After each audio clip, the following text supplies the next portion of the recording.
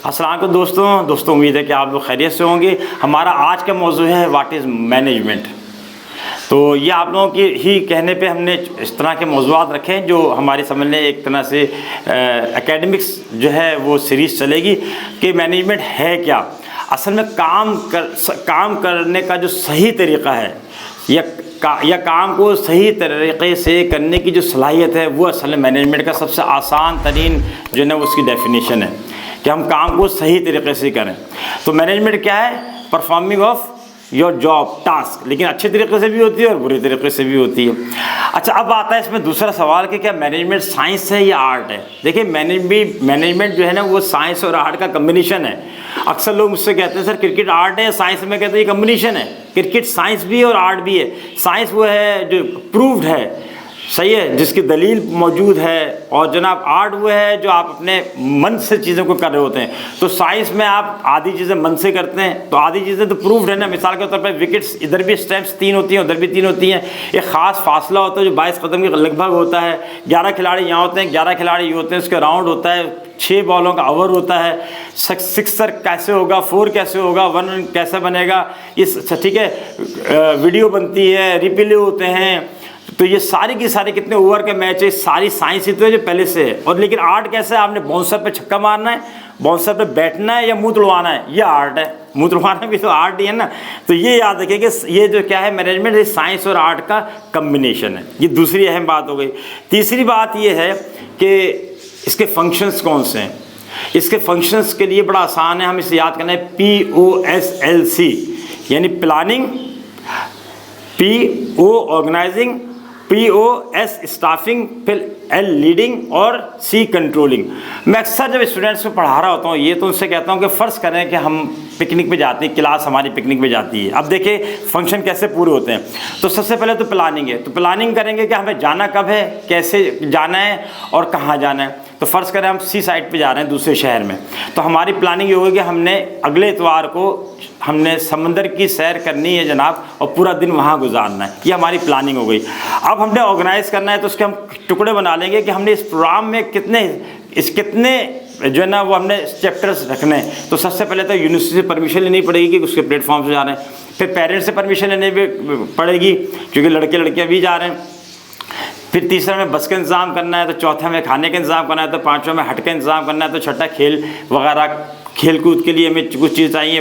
ये सारी चीज़ें और भी मज़ीद हो सकती हैं। ये सारे चैप्टर्स हैं कि पहले ये होगा तो फिर ये होगा, फिर ये होगा तो फिर ये होगा।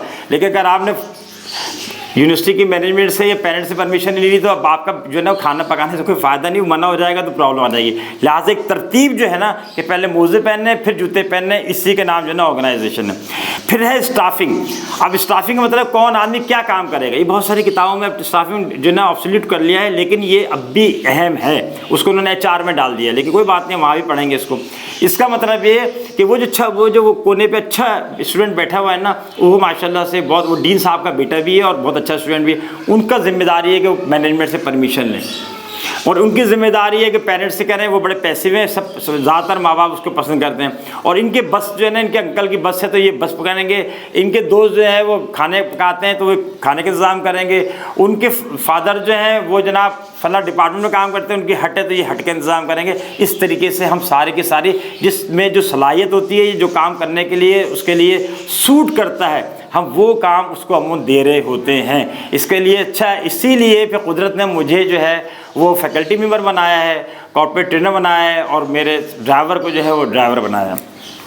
उसके बाद लीडिंग का मतलब ये है कि अगर किसी को कोई काम करने में प्रॉब्लम आ रही है तो अब क्या किया जाए। मिसाल के तौर पे मैनेजमेंट कहती है यूनिवर्सिटी कि नहीं, आप जनाब टीचर्स से तो आप टीचर्स को इन्वॉल्व करें तो आप जा सकते हैं। तो फिर क्या होता है, जो भी लीडर है, फ़र्ज़ करें हमने अब्दुल्ला को लीडर बना दिया है, तो अब्दुल्ला या इनके बॉस जो भी है वो इसको लीड करके दिखाएंगे कि चले मैं आपके साथ डीन साहब के पास चलता हूँ, इसकी परमिशन है।